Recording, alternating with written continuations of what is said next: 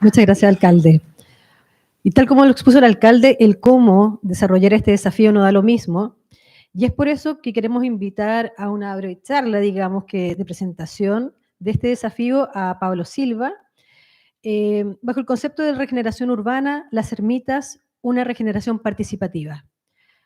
Pablo es ingeniero constructor de la Pontificia Universidad Católica de Chile, de Valparaíso, perdón, máster en intervención sostenible en el medio construido de la Universidad Politécnica de Cataluña, fue el encargado nacional, del programa de regeneración de conjuntos habitacionales del Ministerio de Vivienda y Urbanismo. Démosle la bienvenida, Pablo. Muchas gracias.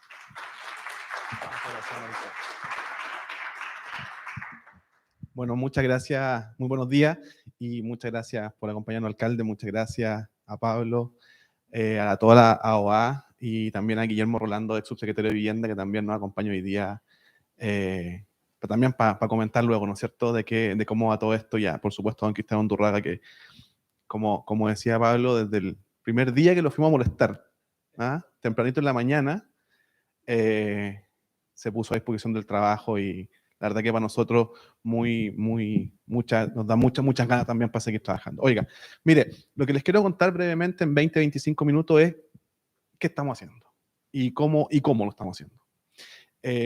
Un proceso de regeneración urbana, como se decía el alcalde, hasta ahora los procesos los ha estado liderando el Ministerio de la Vivienda, ¿no es cierto?, con 20 casos a nivel nacional, donde me tocó también ahí estar aportando durante los últimos años, ¿no es cierto?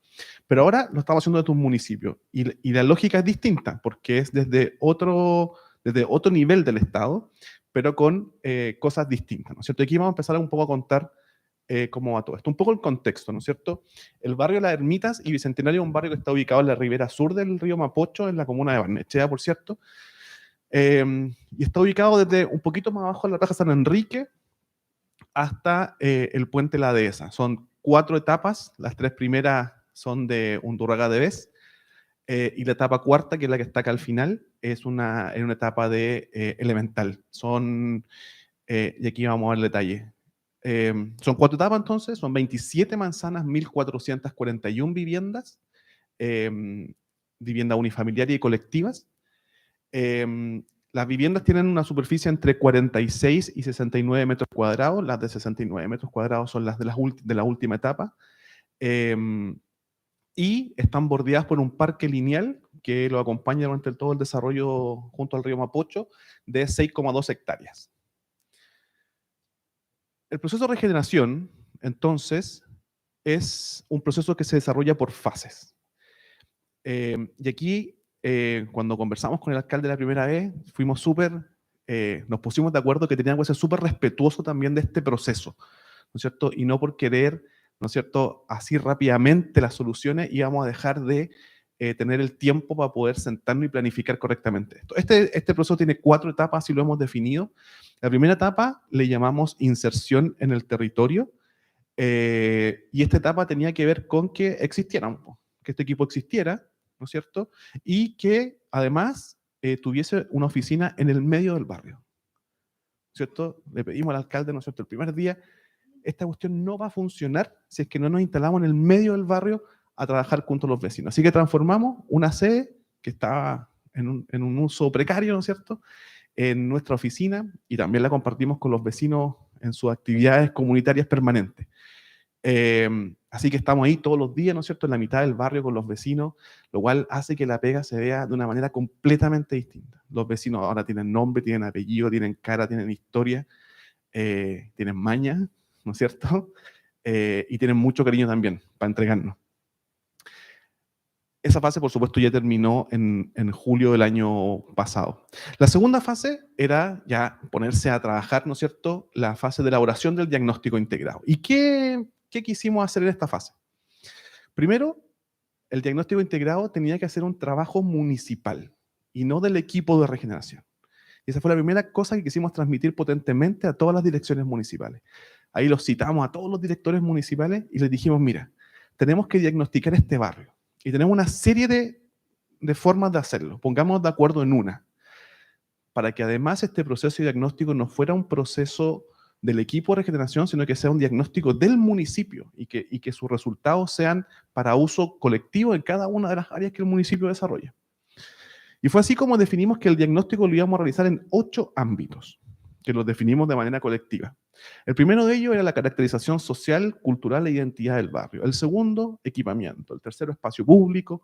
El cuarto, movilidad. El quinto, medio ambiente. El sexto, seguridad. El séptimo, planificación y normas. Y el octavo, vivienda y déficit. En cada uno de estos ámbitos habían indicadores. ¿De dónde sacamos estos indicadores? El Consejo Nacional de Desarrollo Urbano, el Ministerio de la Vivienda, el Ministerio de Desarrollo Social han ido definiendo indicadores para, ¿no es cierto?, medir la calidad de vida en los barrios de Chile. Y esos son los que se han puesto aquí para ir midiendo. Hay algunos que son muy particulares del barrio donde nos toca vivir y otros que son más generales para un barrio común en Chile. Por supuesto, hay algunos que no tienen indicadores, como por ejemplo la historia, ¿no es cierto?, o el tejido social. Eso se va construyendo en la medida del tiempo. Se definieron 100 indicadores. El barrio lo analizamos desde 100 miradas distintas y es un esfuerzo súper importante. ¿De dónde sacamos la información? De la información que ya manejaba el municipio, que era mucha, un municipio que maneja mucha información, está más bien ordenada y clasificada de correcta manera, pero también tuvimos que hacer entrevistas a actores sociales, tuvimos que hacer focus group, participación ciudadana, levantamiento en terreno, observación participante, etcétera, etcétera. Ese proceso terminó. El 15 de diciembre del año pasado nos juntamos con todos los vecinos que representan a vecinos.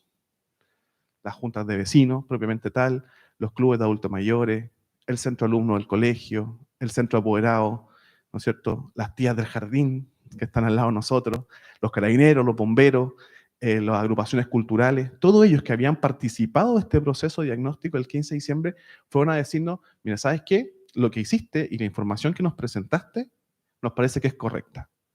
Por lo tanto, avancemos a la siguiente etapa, que es la elaboración del plan maestro. Fueron un montón de actividades, desde los niños más chicos, el quinto básico, haciendo un recorrido de seguridad, contándonos cómo veían sus espacios públicos, hasta tecitos con los adultos mayores para que nos cuenten la historia y cómo es o cómo era vivir aquí cuando llegaron y qué significó para ellos pasar de un campamento a una casa propia, ¿no es cierto? Y como decía Pablo, a una casa propia de altísimo estándar en ese momento. O sea, el cambio de haber sido brutal en la vida de ellos. Trabajos de planificación territorial con los chiquillos del cuarto medio, ¿no es cierto? Ya otra discusión, otra forma de relacionarse con ellos. Más difíciles, cuesta más que hablen esto que los de quinto básico. ¿Ah? Al principio no nos pescaban tanto. Bueno, pero hemos tenido que ir desarrollando todo este tipo de habilidades histriónicas, actorales, ¿no es cierto?, para ¿no es cierto?, poder comunicarnos con los distintos tipos de grupos de personas que habitan en el barrio. Casi 1.200 personas participaron del proceso de diagnóstico de manera directa. Fueron más de 100 actividades de participación ciudadana. Es mucha gente en 8 meses. Como decía, los juntas de vecinos, los clubes altos mayores, el centro alumno, los jóvenes, los niños, el grupo más difícil, jóvenes y niños, los clubes deportivos, etcétera, etcétera. Queríamos, y se lo dijimos a los vecinos del primer día, mira, nosotros no podemos diagnosticar este barrio desde nuestra mirada, porque no se puede nomás. Porque a pesar de que trabajamos todos los días acá, no podemos, porque no vivimos acá y no tenemos la experiencia de vivir acá. Y les planteamos la necesidad de conocer el barrio a través de los ojos de ellos, que nosotros pudiésemos mirar a través de los ojos de ellos. Y la verdad que este proceso fue súper enriquecedor para el equipo, para la MUNI, pero yo creo que también para los vecinos. Fue ir dándose cuenta de que lo evidente es colectivo y no solamente es lo que me pasa a mí. Y también que hay información que no es evidente, pero que está como en el subconsciente, que todos saben, pero no muchas veces está verbalizada. Pero también definimos que la estrategia comunicacional era clave. A poco andar nos dimos cuenta que necesitábamos una estrategia comunicacional propia del programa. Y aquí definimos que íbamos a trabajar en 3 grandes pilares: información, confianza y participación. Y esos fueron los pilares rectores que dirigió todo el proceso durante el año pasado. Que nos conocieran, que confiaran en nosotros y que participaran. ¿Cómo lo íbamos a medir? Porque queríamos medirlo. Que nos conocieran, lo medimos el día que nos fuimos, que nos cambiamos para allá. El día que pusimos nuestra oficina allá, dijimos, ya, mira, ahora sí que nos van a conocer de verdad. ¿Cómo medimos la confianza? Empezamos a ver que la gente que iba a la reunión empezó a aumentar. Y eso decía, mira, aquí pareciera ser que la gente ya confía en nosotros. Cuando llega un vecino y te lleva de regalo 2 lucas de queso, ¿no es cierto?, en la mañana, para que el equipo tome desayuno, tú dices, mira, aquí se logró la confianza. Ellos ya confían en nosotros. Nos van a preguntar cosas que no tienen nada que ver con regeneración, pero ya nos van a preguntar. Y la participación, ¿cómo la medimos? Nosotros hicimos un censo, como decía el alcalde, el 1 de octubre pasado. Teníamos susto. Había que hacer un censo a 1.441 casas en un día, y lo voy a explicar. El 70% de la gente nos abrió la puerta. Ahí se midió la participación. Lo logramos. Nos creyeron y nos abrieron la puerta. Pero también era importante sumar a la mayor cantidad de actores de manera temprana a este proceso. Por eso que también en octubre el alcalde citó una mesa de gobernanza. Ahí fue la primera vez que aparece la AOA en este proceso. Ahí Cristian le pedimos que se sumara y él nos pidió que se sumara a la AOA y ahí empezó también esta virtuosa relación.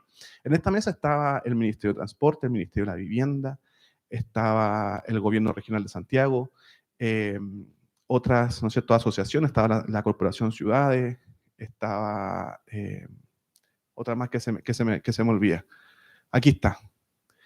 El GOR, el MIMBO, el Serviu, la Dirección de Transporte Público Metropolitano, la Academia, la Fundación Alcanzable, la Fundación Mustaki, ustedes, estaba Cristian y la comunidad representada.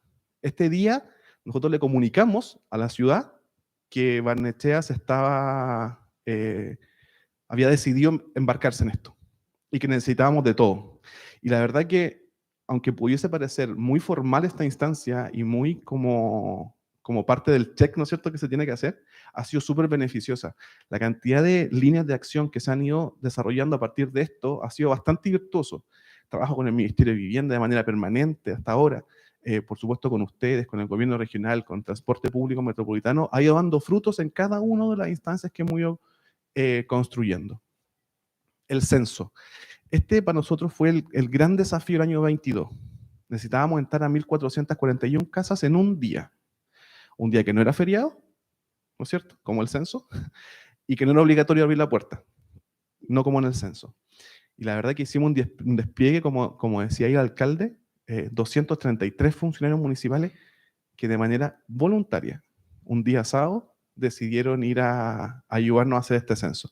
Eso en verdad también muestra también lo que tú decías, ¿no es cierto?, como esa vocación permanente de Barnechea hacia los barrios más vulnerables, ¿no es cierto? Ahí hay un capital que es súper rescatable. 1.441 puertas golpeadas, 1.007 puertas abiertas, 70% respuesta. Esto es un exitazo, ¿no es cierto? La cantidad de información que tenemos en este barrio es atómica. Yo siempre le digo al alcalde que estoy seguro, que no hay ningún otro barrio en Chile que tenga tanta información así fidedignamente como este barrio. Yo siempre digo algo y siempre se ríen de mí los chiquillos, pero digo que somos millonarios de información, porque en verdad que tenemos información de lo que se te ocurra, ¿no es cierto? Mira, algunos datos se los voy a mostrar porque aquí podríamos estar hasta las 4 de la tarde, pero muy cortito. Por lo menos descubrimos, por ejemplo, que el gasto promedio en calefacción en las casas son 63.000 pesos en invierno, una cifra altísima, altísima. Hay un problema. Pero también descubrimos que el 80% de las casas dice que en invierno pasa frío o mucho frío. Y además gasto mucha plata en calefacción. Pero en invierno el 64% dice que pasa calor o mucho calor. En verano. ¿No es cierto? También sabemos que, no sé si está acá, pero en el 45 o en el 40% de las casas hay al menos una persona que se trata por temas de hipertensión, que se trata. Y en el 20% de las casas hay adultos mayores. Entonces, cuando uno empieza a hacer ese cruce de información, comienza a aparecerte la realidad respaldada en números, ¿no es cierto? Y por lo tanto, la posibilidad de hacer política pública comienza a esclarecerse sola, delante del escritorio, ¿no es cierto? El ruido, la humedad y la falta de luz son los principales problemas de la vivienda. El principal causa de esos problemas son las ampliaciones irregulares. la sombra que se autogeneran, ¿no es cierto? Por ejemplo, es un problema brutal. Al 55% se le corta la luz cuando enchufa muchas cosas. Problema doméstico, pero también de seguridad. Pero también cosas muy buenas. Por ejemplo, la distancia promedio de un parque es de 106 metros. El estándar son 3.000 metros. O sea, tenemos un parque en la puerta de la casa. Parque propio, básicamente, ¿no es cierto? En la puerta de la casa. Somos 6.532 personas, pero hay 1.323 perros.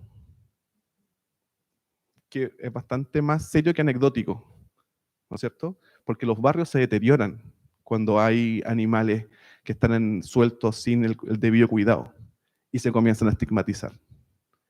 Cuando hay muchos desechos de perros en un barrio, la estigmatización aparece claramente en ese lugar. El 10% se moviliza a pie, el 65% de los medidores de agua potable públicos están tomados, alguien se los apropió, 65%. Y el camión de la basura pasa 7 veces más que en el promedio de la comuna. El camión de la basura en la ermita pasa 2 veces al día de domingo a domingo. Porque se produce 3,6 veces más basura que en el resto de la comuna. Es muy, muy raro ese dato. Y este año nos vamos a dedicar a investigarlo. Vamos a hacer un estudio de basura, porque queremos ver el patrón de comportamiento de consumo. Algo tiene que haber que se bote tanta basura. Y el barrio está permanentemente lleno de basura. Permanentemente. 2 veces al día. Y así todo está con mucha basura. Bueno, ahí nos acompaña la Alicia, que es una de nuestras vecinas, y ella también, ¿no es cierto?, podrá dar fe de eso. Son datos que aparecen a partir de este proceso. Hay un 8,5% de hacinamiento, que es un número bastante bajo para este tipo, para un barrio que está en condición de vulnerabilidad, un porcentaje muy bajo. Igual está un poco sobre el estándar que pide el Consejo Nacional de Desarrollo Urbano, el CIEDU, perdón, que es de 5,5, pero la brecha es poca. Hay cerca de 100 hogares, 100 viviendas que estarían con este problema de hacinamiento. Y hay 10,64 metros cuadrados de área verde por habitante. Un tremendo número, tremendo número. Por tanto, este barrio no solamente tiene dificultades, sino que también tiene una cantidad impresionante de posibilidades. Y por eso fue que cuando tomamos la decisión de hacerlo, decidimos hacerlo acá, porque había muchas posibilidades. Hay barrios que quizás están más complejos, están más complejizados, y para hacer la primera experiencia necesitamos que funcione. O sea, no solamente que le entreguemos la mejor calidad de vida a los vecinos, sino que antes que eso, que nos funcione el plan, para poder, ¿no es cierto?, después testearlo y poder replicarlo y escalarlo. De esta información tenemos infinita, de todo. Sabemos que hay un pavo real, por ejemplo, en el barrio. Pero, claro, podríamos hacer un cruce en cuántas casas con pavo real viven personas con discapacidad, como todo eso molesta, ¿no? Ya, no hay que tener pavo real, entonces. Bueno, una buena conclusión la primera conclusión de este seminario. Oiga, pero teníamos mucha información y necesitábamos conducirla a algo, ¿no es cierto? Muchas veces, y los que nos dedicamos a lo público, de repente nos pasa, ¿no es cierto?, que tenemos un mar de información por delante y nos cuesta, ¿no es cierto?, llevarla a una conclusión, ¿no es cierto?, fundada. Y lo que hicimos fue, de los 8 ámbitos, definimos 27 problemas generalizados a partir del diagnóstico. 27 problemas generalizados. Y esos problemas los analizamos al interior del equipo y los distribuimos en una matriz. Solo la puse para mostrarla, porque no la vamos a explicar, pero en una matriz, ¿no es cierto? Y empezamos a ver qué relación tenía un problema con respecto al otro. Y fue así como pudimos clasificarlo en tipos de problemas, ¿no es cierto? Problemas críticos, problemas activos, problemas inertes que existen, pero si los resuelves, no pasa nada. Solo resuelves ese problema. Y problemas reactivos. ¿Dónde está la gracia de esta forma de priorizar problemas? Que los problemas que se grafican en crítico son ahí hay que pegarle. Ahí hay que pegarle, ¿no es cierto? Y si miren, si se fijan bien, el más crítico de todos es la estigmatización, ¿no es cierto? Un problema social. Después viene apropiación irregular del espacio público, el espacio público no responde a las necesidades, los delitos e incivilidades y el poco uso del espacio público. El problema se concentra en el espacio público. ¿No es cierto? Ahí está, ¿no es cierto? Los críticos. Pero la gracia de esta metodología que te entrega los activos, que son a partir de los cuales tú le puedes trabajar para pegarle a los críticos. Y ahí aparece la fiscalización poco efectiva. Si mejoramos la fiscalización en el barrio, ¿le pegamos a la apropiación del espacio público? Por supuesto. ¿Le pegamos al poco uso del espacio público? También. A los delitos, por supuesto, y a la estigmatización. Después, el diseño favorece la inseguridad. El diseño urbano favorece la inseguridad. Este barrio fue intervenido, la última vez que se intervino de manera potente fue el año 2019 por el Ministerio de las Públicas, por la construcción del último acceso a la Costanera Norte. Dividió el barrio a la mitad, en dos. Le generó una llaga. Por lo tanto, evitó la conexión entre un lado y otro. Ahora hay un semáforo de 3 tiempos para poder relacionarse. Pero además generó 2 fondos de saco con unos muros, ¿no es cierto?, en cuña, que enfrentan las casas. Curiosamente, el lugar donde se desarrollan la mayor cantidad de delitos e incivilidades. O sea, el Estado, ¿no es cierto?, genera también cosas negativas en los barrios. Y eso es un problema, y la gente dice, pero a nosotros nadie nos preguntó nada. O si les preguntaron a poquito, ¿no es cierto? Y ahí comienza el problema. Esta es la conclusión del año pasado. Aquí terminamos el año pasado. Y comienza la fase de elaboración del plan maestro, que es la que estamos viviendo ahora y es la que esperamos que ustedes nos puedan ayudar potentemente. 6 pasos de este proceso. El listado de los problemas. Teníamos 27 problemas generales, necesitábamos llevarlo a problemas particulares, para que la gente nos pudiese... Porque si tú decís estigmatización, es un problema muy grande, ¿no es cierto? No es lo mismo que desechos de perro en la vereda. Ese es un problema cotidiano. Segundo, hay que priorizar problemas. ¿Cuáles son los más importantes para la comunidad? ¿Cuáles son los más importantes para nosotros? La validación de esta priorización con la comunidad, la definición de la cartera de proyecto, ¿no es cierto? Ya viene, hay que hacer el link ahora, ¿no es cierto? El problema con la cartera de proyecto, la elaboración de la imagen objetivo y los planes de gestión y etapamiento. Y aquí aparece fuertemente la ayuda que nosotros necesitamos de ustedes. Ahí están los 60 problemas puntuales. Hoy día estamos viviendo un proceso que estamos preguntando a las personas, a las 6.532 personas, de estos problemas le tienen que poner un número. 1 si es poco importante, 2 si es medianamente importante y 3 si es muy importante. Estamos desplegados, ¿no es cierto?, por el barrio. Queremos hacer miles de estas priorizaciones. De tal forma que la solución a los problemas responda a la necesidad real de la comunidad. Y no lo que nosotros podemos proponerle porque nos parece que a nosotros es interesante, ¿no es cierto? Tenemos que mezclarla, ¿no es cierto? La priorización técnica del equipo ya la hicimos. Nosotros ya tenemos elegida nuestra serie preferida de problemas. Necesitamos la priorización comunitaria. Todos los vecinos mayores de 18 años tendrán que hacerla. Y como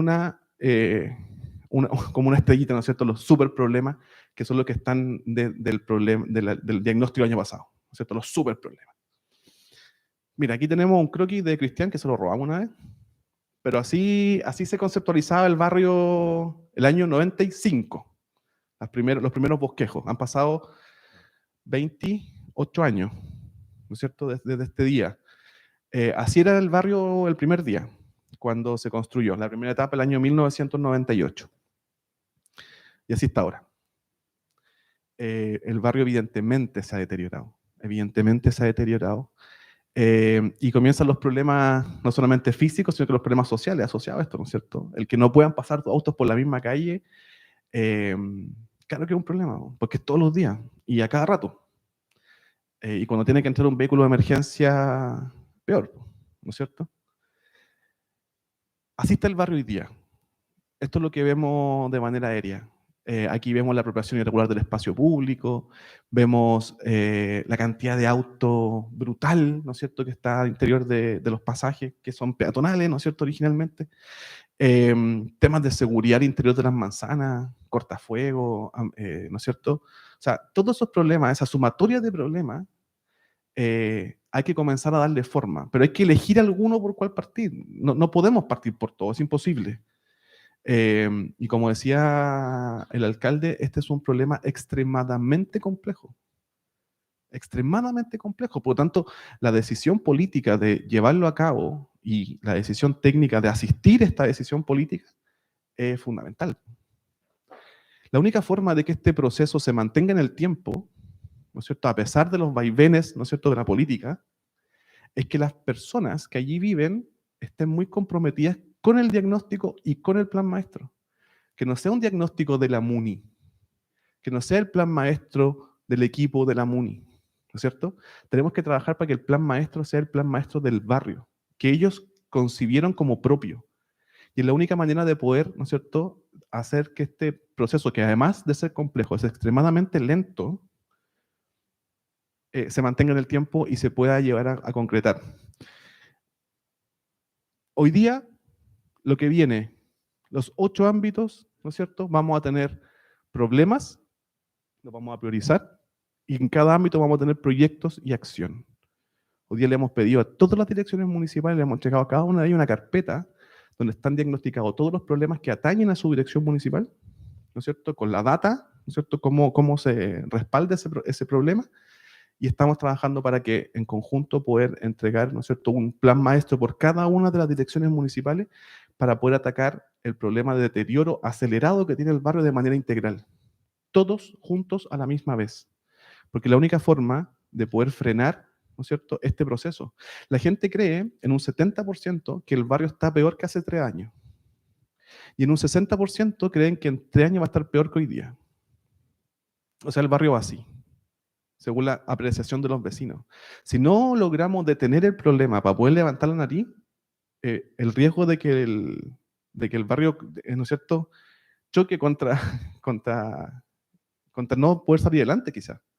Estamos a tiempo de hacerlo. Hay posibilidades de hacerlo. Hay decisión política de hacerlo. Afortunadamente también hay recursos para poder hacerlo.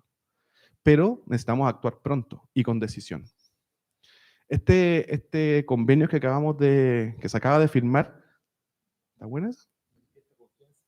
Claro. Oye, buscamos el icono ahí con harto inco, ¿ah? Pero esta decisión que tomamos hoy día, ustedes y nosotros, de ayudarnos a sacar este problema adelante, ayudar a la primera MUNI que decide enfrentar el desafío del desarrollo urbano, de la regeneración urbana, perdón, desde lo local. Desde lo local. Y tenemos una ventaja comparativa con respecto al Estado, ¿no es cierto?, central, que dentro de la municipalidad tenemos multisectorialidad, adentro de la MUNI. Nos pasaba, ¿no es cierto?, querido Guille, cuando estábamos en el ministerio, oye, ir a otro ministerio a pedir que se comprometa a hacer tal o cual acción en un plan que es de un ministerio es extremadamente complejo, porque depende mucho de la relación que exista, ¿no es cierto?, entre las autoridades.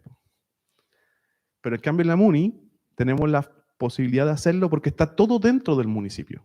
Salud, educación, espacio público, seguridad, etcétera, etcétera. Está todo adentro. Y eso es muy positivo. Por lo tanto, creo y creemos, estamos convencidos, que esta forma de intervenir barrios con este tipo de problemas debe ser hecho desde el municipio, ¿no es cierto? Porque tiene la posibilidad de articular correctamente sus áreas de influencia. Así que bueno, en eso estamos. El paso 4 y el paso 5, como les decía, la definición de la cartera de proyecto y la elaboración de la imagen objetivo. Queremos compartir el desafío con usted. Nos interesa mucho poder ver o poder tener sobre la mesa la visión, la experiencia de cada una de sus oficinas para pasar, ¿no es cierto?, durante el primer semestre de este año, para pasar al segundo semestre al diseño de los proyectos urbanos y habitacionales y luego a la ejecución de todo ello. Aquí vamos. Nos queda mucho. El desafío es grandote, pero estamos primero entusiasmados, que yo creo que eso es lo principal para este tipo de procesos. Muy entusiasmados. Todos los días nos da mucho gusto ir a la oficina, que harto decir, digamos. Y sentimos también la confianza por supuesto, del municipio, del señor alcalde, pero por sobre todo los vecinos. A veces es difícil, pues. A veces hay que ir ¿no es cierto?, meterse entre medio de las filas y comenzar a avanzar. El trabajo, como decía, participativo es clave. esta cuestión no puede ser de nosotros, tiene que ser de los vecinos. Nosotros ahora últimamente estamos diciendo a los vecinos que, para que nos entiendan, que nosotros somos su asistencia técnica. Como, ocúpennos como su equipo de asistencia técnica. Nosotros les vamos a ir diciendo cómo tiene que ir esto para adelante, pero quien toma o quien pone los problemas al centro de la mesa son los vecinos. Y esa es la gracia de este proceso. Bien, pues para terminar les dejo esta imagen. Este es el desafío. Este barrio tenemos que intervenir para evitar que choque contra la desesperanza. Pues al final eso es cuántos ejemplos de barrios, es cosa de aprender la noticia, ¿no es cierto? Y de repente dice, mira, este barrio o está perdido o está muy difícil de poder recuperar. Y aquí tenemos un barrio que, si bien es cierto, tiene muchas dificultades, también tiene muchas posibilidades porque tenemos mucha información y porque urbana y habitacionalmente tiene un montón de ventajas. Así que eso, muchas gracias. Muchas gracias, Pablo. Bueno, para continuar, realizaremos un conversatorio, Regeneración Urbana, una estrategia escalable. Para ello moderará este conversatorio nuestro presidente Pablo Jordán, y queremos invitar al conversatorio al alcalde Cristóbal Lira, al ex subsecretario de Vivienda y Urbanismo, don Guillermo Rolando, a Cristian Undurraga, arquitecto del conjunto habitacional Las Ermitas, y a nuestro recién expositor Pablo Silva, encargado del programa Regeneración Urbana Las Ermitas. Don Guillermo Rolando es ingeniero de la Pontificia Universidad Católica de Chile, con magíster en políticas públicas de la Universidad de Harvard. Fue subsecretario de Vivienda y Urbanismo, ex jefe. Es asesor internacional de políticas habitacionales y cofundador de las fundaciones sociales América Solidaria y Fútbol Más. Bienvenido, Guillermo. Y nuestro querido arquitecto Cristian Undurraga es arquitecto de la Universidad Católica, y en 1978 fundó con Ana Luisa Debes el estudio de arquitectura Undurraga Debes Arquitectos, actualmente socio de nuestra Asociación de Oficinas de Arquitectos. La oficina, encabezada por nuestro destacado arquitecto, cuenta con una serie de proyectos emblemáticos como la remodelación del barrio cívico de Santiago, el Centro Cultural del Palacio de la Moneda, las sedes de los Ministerios de Desarrollo Social, Obras Públicas y de Justicia de Antofagasta, además de la Municipalidad de Puente Alto y Las Condes, así como destacadas obras de vivienda social como la Ermita de Lo Barnechea. Bienvenido, Cristian.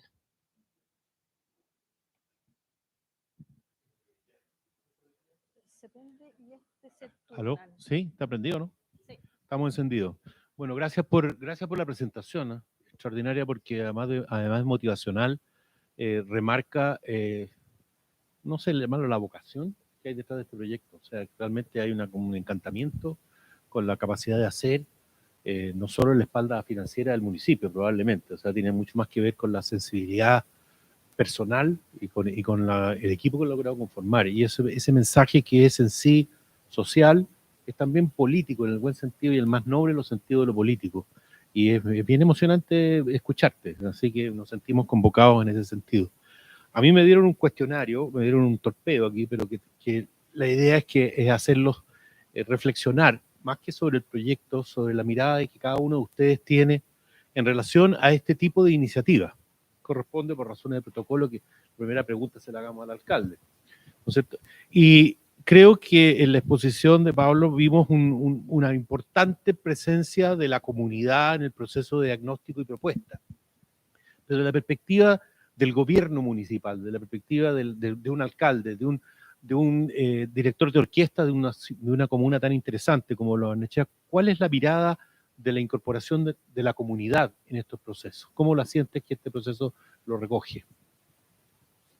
Sí, bueno, en primer lugar, agradecer también a Pablo la presentación de esto de hablar de vocación. Es muy importante, porque también ir a donde Pablo Silva, que era como el jefe allá del ministerio en temas de barrios críticos y estar a cargo de todo esto a nivel nacional, decirle, oye, vamos a un barrio puntual en una comuna, sálete de aquí y vente para acá, ¿no es cierto? También habla mucho de vocación, porque Aquí no hay jinetas ni una cuestión, sino que es realmente sentir que podemos hacer una gran contribución al país, no solamente a este barrio, sino que desde este ejemplo tratar de hacer algo que impacte a nivel nacional. Obviamente que uno tiene una gran frustración cuando ve que un proyecto que fue diseñado de forma tan especial por un arquitecto, ¿no es cierto?, que ha diseñado tantas cosas increíblemente importantes en el país y que soñó y que vio todo como se imaginó este barrio, esos dibujos que tiene la gente caminando.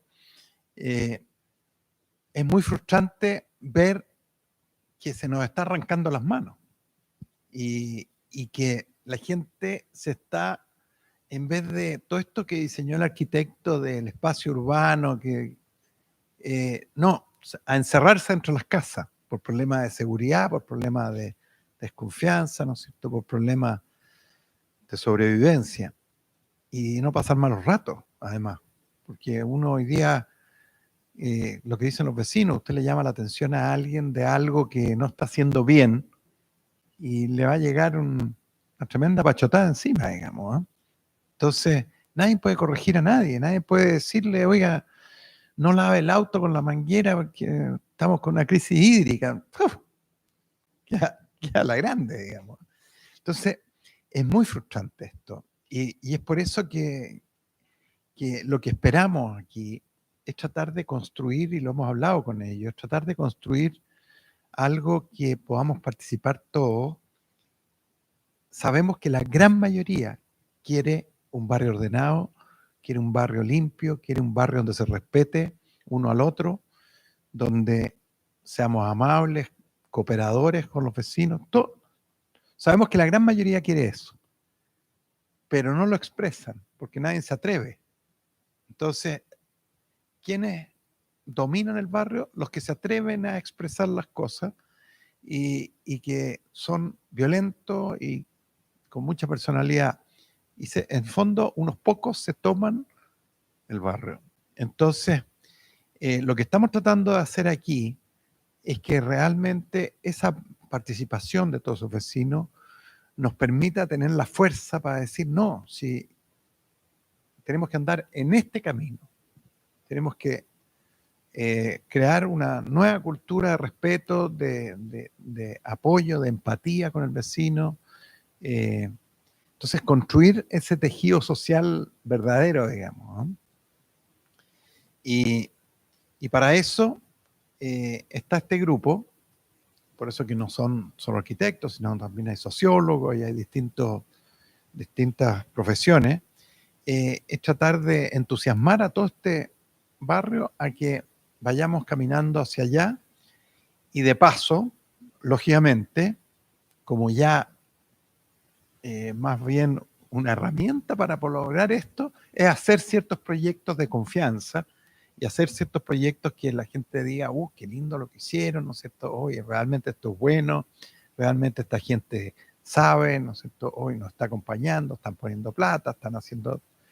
Entonces, pero lo que hay detrás también es muy importante, que es que la gente realmente se respeten unos a otros, podamos vivir, no sé, si vamos a botar la basura, la botemos en forma ordenada, si vamos a tener perros, lo vamos a tener, ¿no es cierto?, controlado, amarrado, no lo vamos a tener suelto. En fin, las cosas mínimas de respeto que se requieren en un barrio para que sea agradable vivir ahí. Y yo creo que va por ahí, por eso que no es solo inversión, sino que aquí es muy importante el trabajo que hagamos con los vecinos. Por eso que necesariamente es colaborativo. No es una imposición de proyectos y de mejoras. No es eso. Es muy distinto a eso. Y claro, en este trabajo colaborativo con ellos, aparte de mejorar este tejido social, lógicamente van a salir muchos proyectos y cosas, mejoras del barrio y sin duda que las vamos a tener que hacer y trabajar. Y ahí tendremos que buscar los recursos también, no necesariamente todos municipales, tendrán que ser también de los gobiernos centrales, se postula a distintas cosas. Así es que eso es lo que esperamos. Eso es lo que esperamos, Pablo. Esperamos que podamos tener una mejor calidad de vida para todos los vecinos allá adentro, pero principalmente en un clima de respeto, de empatía, de comprensión y de colaboración de cada uno de los vecinos. Gracias, Cristóbal. Guillermo, aquí acabamos de escuchar a un alcalde que con mucha sensibilidad frente a la vocación pone como punta de lanza no solo la confianza, sino una cierta humildad desde el punto de vista del actuar. Escuchar la comunidad o construir junto con la comunidad requiere, y en las palabras de él, ¿no es cierto?, una aceptación de que uno no tiene la última verdad, también lo puso Pablo antes. Desde la perspectiva de un poco de tu experiencia, cuando planteaste como subsecretario los proyectos de regeneración urbana en la esfera popular, ¿qué lecciones te da este ejercicio desde el punto de vista de la traducción a bajar la pelota a tierra y ponerla a piso entre una visión del mejoramiento general de la ciudad chilena o la ciudad y esta aplicación que estás viendo ahora? Súper. Bueno, Pablo, muchas gracias. Muy corto, nuevamente, gracias por la invitación. Nos acordamos con la Marisol, con Mónica también, de muchas reuniones que hemos tenido, o que tuvimos, ¿no?, en el ministerio. Para mí un gusto estar aquí en la OA, primera vez que estoy aquí. Y ustedes saben esos roles que a uno le toca vincularse con muchos actores, ¿no? Los vecinos, ¿cierto?, alcaldes, mundo parlamentario, empresarios, etcétera, etcétera. Así que muchas gracias por la invitación. Otra cosa que muy corto y respondo, Pablo, de inmediato, que creo que es bien atingente, ¿no?, al compartir hoy día, que también me tocó participar en un rol que me tocó antes en el ministerio. He estado varios años en el Ministerio de Vivienda y lo tengo mucho aprecio al mismo. En realidad me siento casi funcionario hasta el tema del partido. Y tuvimos una reflexión creo que como compañeros de pega o como, no sé, ciudadanos, no sé cómo llamarlo. Esto hace cerca de una década atrás, de que ustedes saben que en el MIMBU tenemos muchos programas para tratar de paliar el déficit habitacional, compras de vivienda, etcétera, construcción, etcétera, etcétera, y muchos programas vinculados a las mejoras de las viviendas y de los entornos, ¿cierto? Y voy a decir algo que va a sonar extremadamente evidente, sobre todo a algunos vecinos que probablemente están acá, que nos empezamos a dar cuenta que había muchos programas de mejoramiento que eran totalmente insuficientes para mejorar una calidad de vida, como lo mencionaba muy bien el alcalde, pero totalmente insuficientes. Mejorar fachadas, cambiar ventanas, cajas escalas cuando son edificaciones, ¿cierto? Nos damos cuenta que desde las convivencias, desde las inseguridades, desde lo difícil que muchas veces estar en algunos entornos, era imposible.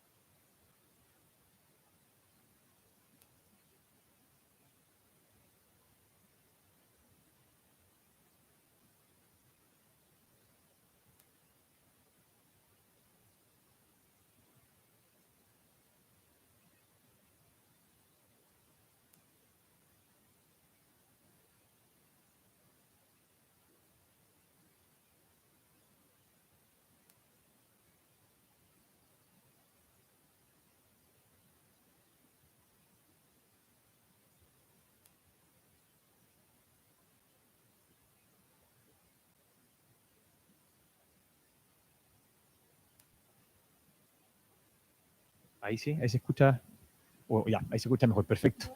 Todo de nuevo. Bueno, mi nombre es Guillermo. No. Estoy en la agua, muchas gracias. Bueno, y para llevarlo a ejemplo, porque al final, sobre todo ahora que uno ya no tengo el rol puntual de autoridad de turno, siempre sabe que uno al final somos seres humanos, somos personas, y lo que te pega, lo que te mueve, lo que te conmueve son las historias, pues ponerte en los zapatos. Y siempre cuento esto, yo tengo 2 hijas, quiero que vivan bien, entonces cuando conozco una familia que tienen también hijos, hijas y que no lo viven así de bien, te pega, pues, y te pega fuerte. Y hay un ejemplo que estamos con Pablo, no sé si Pablo se acuerda que esto fue en Talca hace como 4 o 5 años atrás, en un sector que se llama Las Américas, que también es uno de los 19, 20 barrios donde estamos trabajando. Y también una asamblea, porque nos gusta mucho escuchar, ¿no? Igual lo que plantea muy bien el alcalde, qué es lo que piensan los vecinos, qué está ocurriendo, cómo podemos mejorar. Y había una persona mayor, un hombre, cerca de 70 años, que trabajaba de nochero, don Manuel. Y yo no lo conocía, era una asamblea, ¿no? Y nos contaba que él, por su pega, llegaba cerca a las 5, 5:30 de la mañana de trabajar a su casa, en una vivienda básica, ¿no? Todos conocemos a qué me refiero, vivienda básica en altura, ¿no? Los blocks. Y bueno, le voy a ocupar un lenguaje muy respetuoso aquí, pero básicamente lo que nos transmitía, y se pone a llorar en la mitad de la asamblea, que había mucha gente, con el pudor que...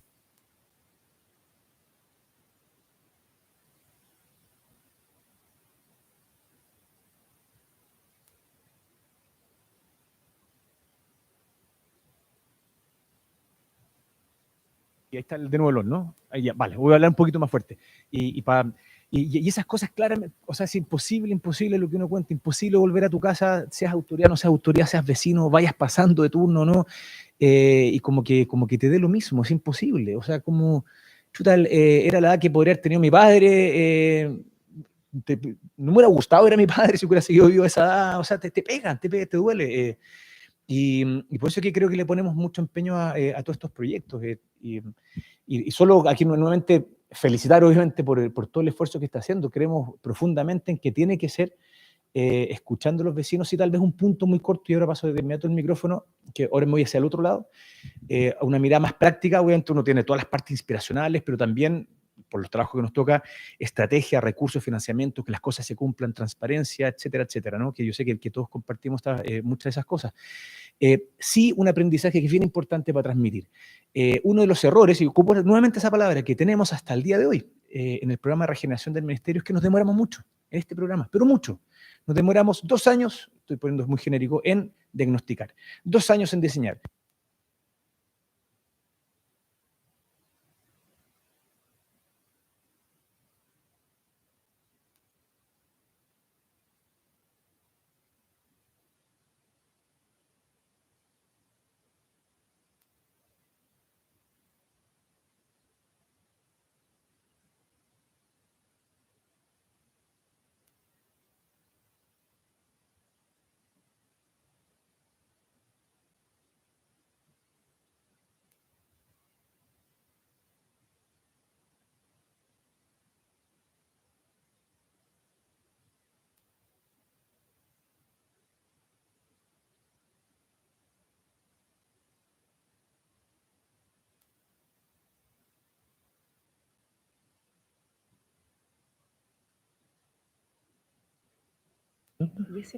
Y este lo paso, ya. Okay.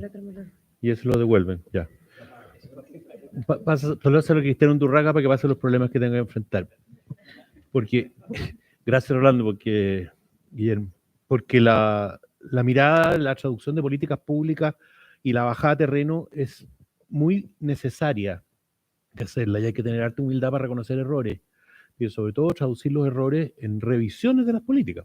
Entonces, los temas temporales, los temas coyunturales, los temas de integración del sistema público y de escala tal vez sean muy relevantes. Ahí me conecto con Cristian. Cristian diseñó este proyecto y lo hizo con el amor y la dedicación que siempre hace todas sus obras, y se imaginó una sociedad y se imaginó que su proyecto ayudaba a construir una cierta comunidad y una cierta calidad y civismo de relaciones humanas, etc.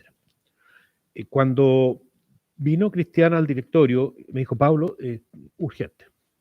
Esas fueron las palabras que me dijo. Pablo, urgente, y se fue.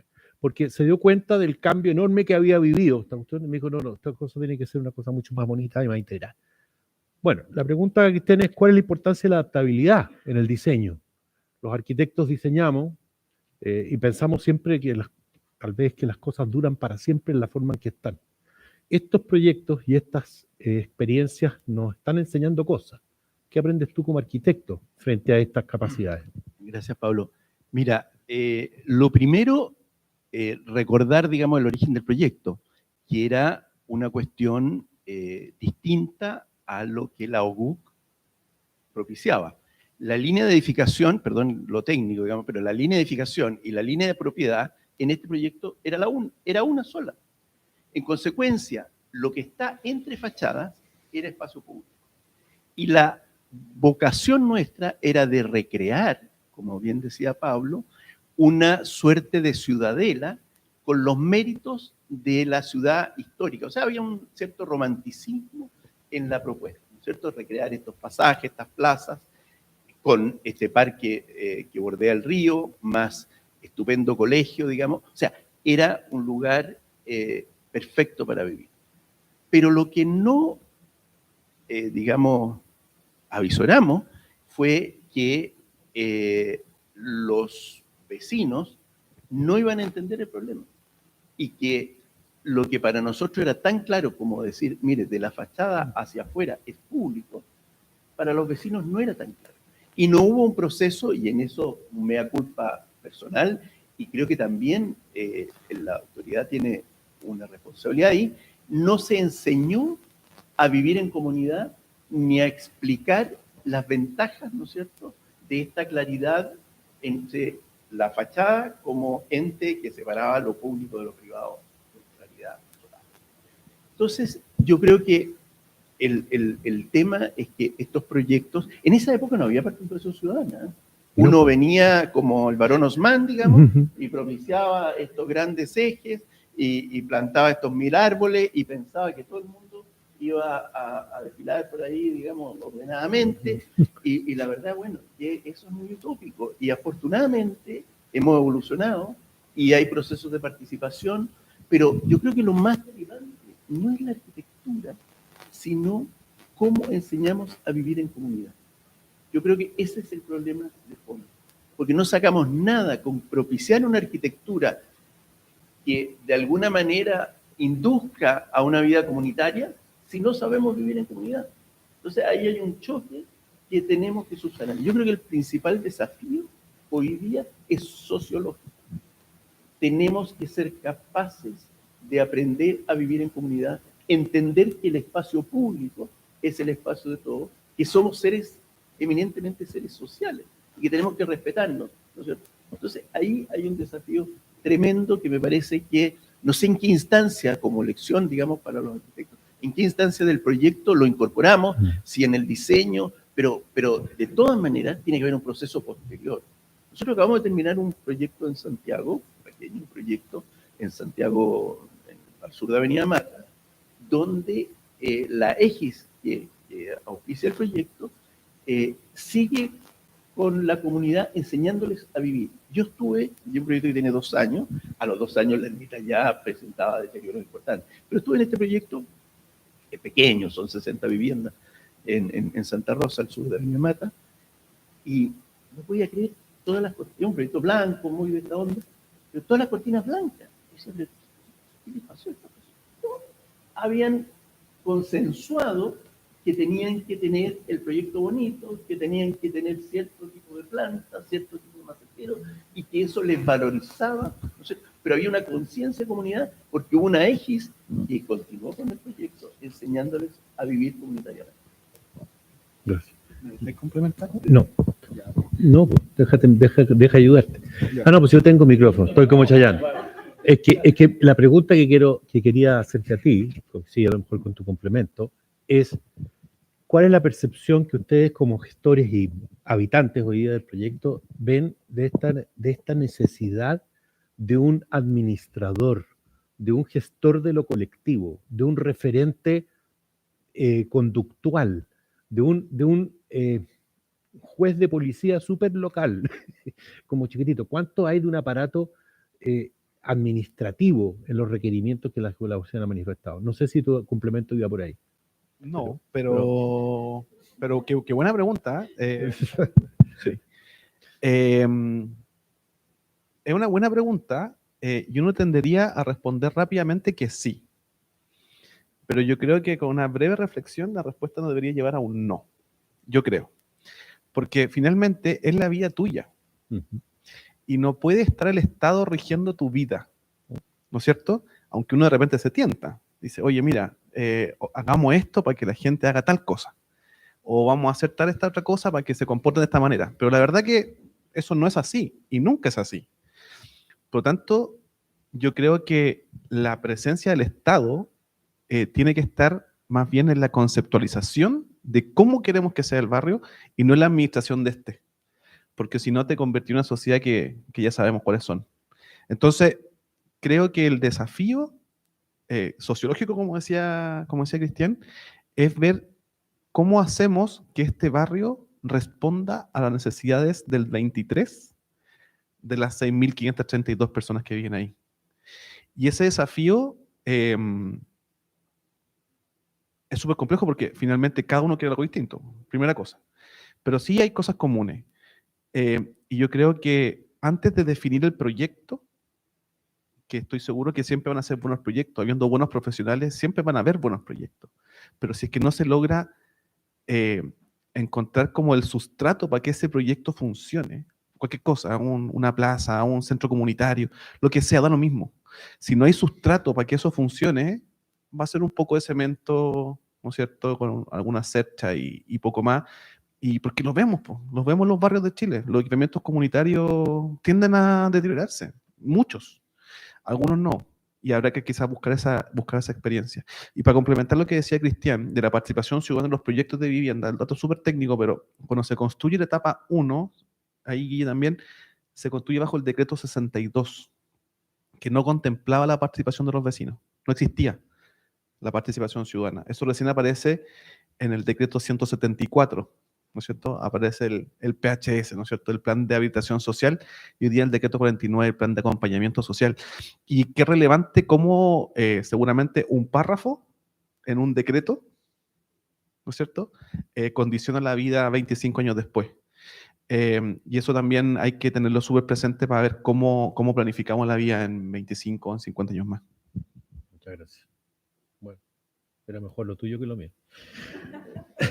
Cristóbal, en esta idea de construcción de políticas públicas, estamos aquí frente a un ejercicio y a un acto que se mueve por la wincha de la mesa de ping-pong, tratando de tal vez establecer un modelo o un proyecto que sea capaz de transmitir a la generación de políticas públicas. ¿Cuál es la importancia que eso puede tener y cómo podemos fortalecer la generación de políticas públicas, pero que emanen desde lo local, no desde la creatividad de los centralistas? Sí, puede ser lo difícil. Yo quería también rescatar un poco lo que decía Cristian, porque uno cuando recorre, ¿no es cierto?, los sectores más vulnerables de la comuna, se encuentra con familias muy generosas, en general. Es raro que se encuentre con una persona que sea egoísta, así que está pensando solamente en su... Y uno lo ve cuando una persona se enferma, ¿no es cierto? Tienen todo el apoyo, el bingo, la participación. Cuando a alguien le pasa algo, inmediatamente están todos ahí. Cuando alguien se muere también. Uno dice, pero son ejemplos de personas que tienen poco y que dan incluso lo que no tienen, digamos, al prójimo, al que están al lado. Entonces cuesta entender de repente tanto egoísmo y tanta que ocurre así como tomarse el espacio público para mí y hacerlo para mí. Entonces yo reitero eso, que hay un grupo de personas en estos barrios que actúa mal y que influye en el desorden, ¿no es cierto?, de la forma de vivir, y que va contagiando a otros y se empieza a echar a perder el barrio.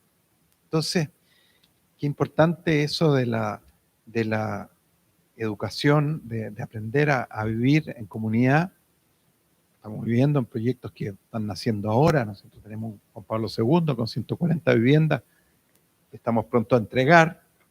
Hemos tenido muchas reuniones con todos los propietarios y estamos tratando de hacer una especie de reglamento de copropiedad, una cosa de convivencia para tratar de que se proyecte el barrio mejor a futuro y no volvamos a vivir esto. Entonces yo creo que hay mucho que aprender en esto, digamos, por un lado,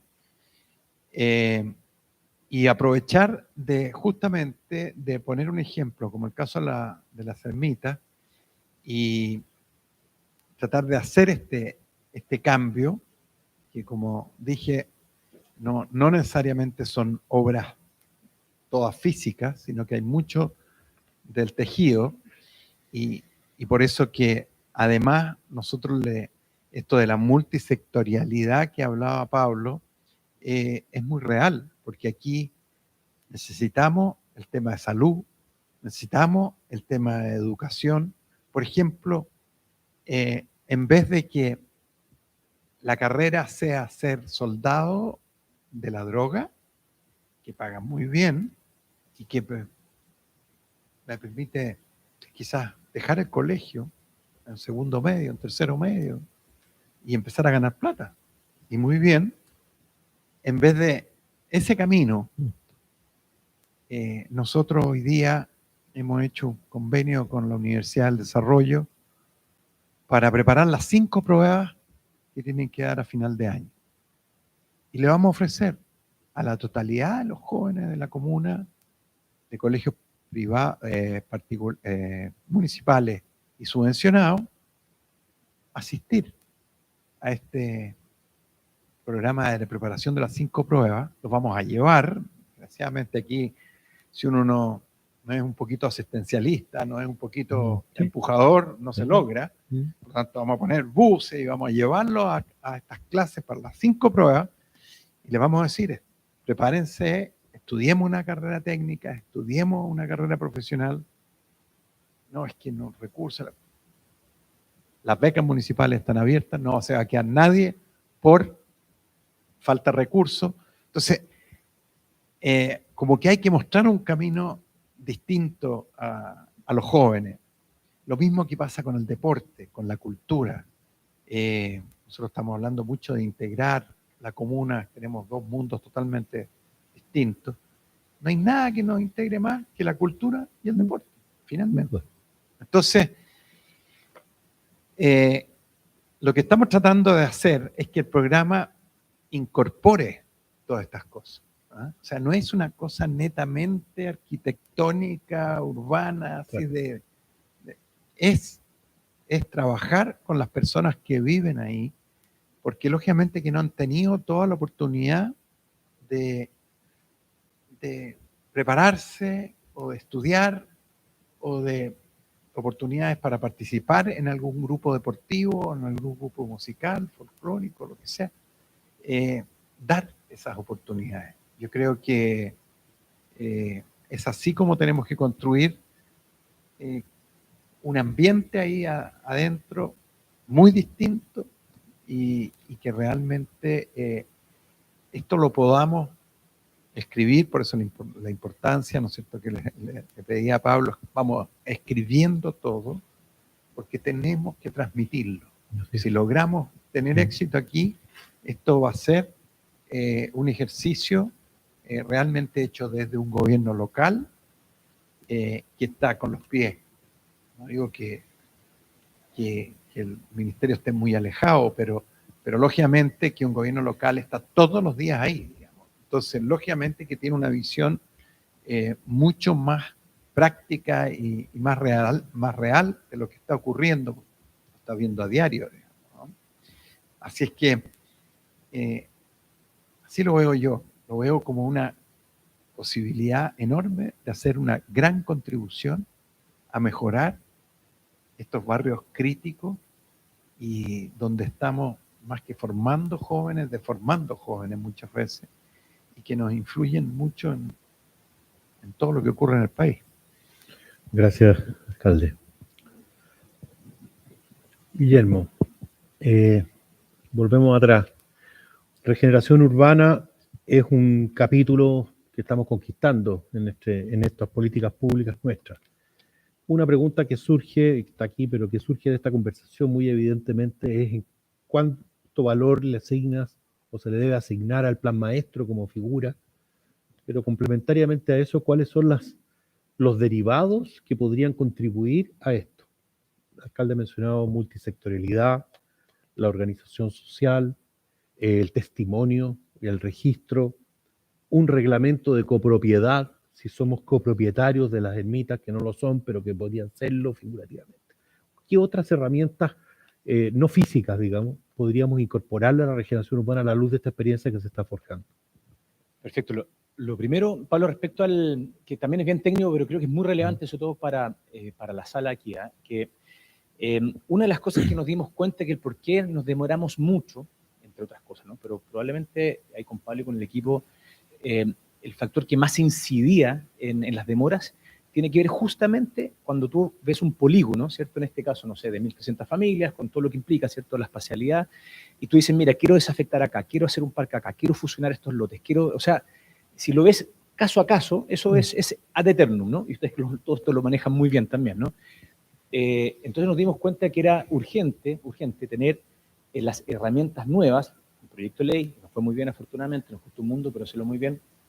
La ley de integración social se llama 5 ejes, pero voy a hablar del que importa para el escenario que estamos hoy día, que permite que para todos esos polígonos que explicaba Pablo, que hoy día son 20, el día de mañana ojalá sean muchos más, que entran dentro del programa de regeneración, este plan maestro básicamente tenga todas las características de un seccional, de alguna manera, ¿no? Donde uno le puede decir que puedas diseñar y construir ciudad sobre ciudad, con todo lo que implica, ¿cierto? Permisos de edificaciones en simultáneo, aprobaciones, etcétera, de todo el tema de los espacios públicos, y eso creemos, estamos convencidos de que es una herramienta muy importante, como respondo a la primera parte, Pablo, la fuerza que tiene de diseñar, en estas 6,5 hectáreas donde viven 1.500 familias, queremos repensar esto juntos a las familias, claramente de muchas más herramientas. Nos damos cuenta en algunos casos, por ejemplo, que para ensanchar un pasaje nos demoramos 1 año y medio solo en las aprobaciones entre los ministerios. Eso es bienes nacionales con el Ministerio de Vivienda. Entonces tú dices, nuevamente vuelvo a lo que planteaba antes, la familia que estaba en el último bloque dice, bueno, y a mí para 10 años más tengo demasiados problemas, tengo hijos pequeñitos, hijas pequeñitas que nos queremos ir antes. ¿Se entiende ese punto, no? Sí. Junto con eso, me queda dando vuelta que creo que ha salido mucho, ¿no? Creo que lo han planteado todos, lo hemos planteado todos, el tema de la convivencia. Finalmente esto se asocia mucho a la convivencia, finalmente, ¿no? Tal vez da para otro seminario y sin ánimo siempre trato de ser una persona bien positiva, pero hay cosas que son mucho más estructurales. Voy a partir con un ejemplo que creo que es como lúdico y después con temas un poco más de fondo, ¿eh? Si bien no era un proyecto de regeneración con todas las características que se fue presentando hoy día, era un programa de mejoramiento también en densificación en Puerto Montt. Eran 5 o 6 naves, ¿cierto? Construcciones de inicio de los 90, y lo fuimos a entregar, y después nos invitaron varias vecinas a compartir, ¿no? Están todos muy felices. Entonces uno lo que primero pregunta, bueno, ¿y en qué ha cambiado, no? Tocando, y uno se hubiera imaginado, es que ahora tenemos un nuevo reglamento, que se dicen, no, ahora miren qué notable, eran edificios que están súper deteriorados, quedaron muy bien desde las fachadas, ¿no? Ahora los vecinos ya no ponen la música fuerte, lo encontré notable, o sea, algo pasó ahí, algo que me imagino que tiene que ver con el todo, con organizarse, con elegir los colores, algo fue ocurriendo, ¿no? Que claramente mejora. Esa sí que es la parte más lúdica. La parte que creo que es más de fondo y nos da para otro seminario, y el alcalde algo lo menciona de varias formas, es que quiero mezclar muchos gorros que está involucrado en la vida. Uno si quieren, son las normas de convivencia entre personas, ¿no? El respetarnos, saludarnos, el no molestar, el disculpe, lo que ustedes quieran. Y eso creo que más o menos en nuestra sociedad, más o menos escritas, no escritas, más o menos creo que tenemos algunos códigos.